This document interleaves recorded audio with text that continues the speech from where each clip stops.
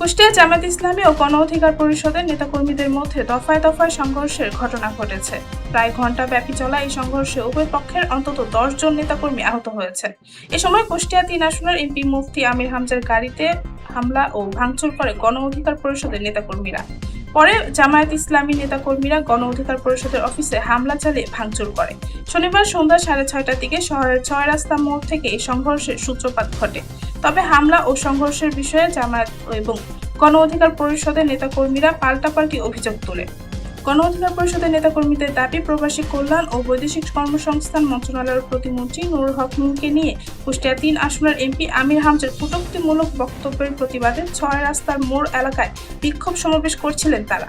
হঠাৎ শান্তিপূর্ণ সমাবেশের শেষ মুহূর্তে এমপি আমির হামজার গাড়িবহর ঢোকার সাথে সাথে জামায়াতের নেতাকর্মীরা হামলা চালায় তাদের উপর।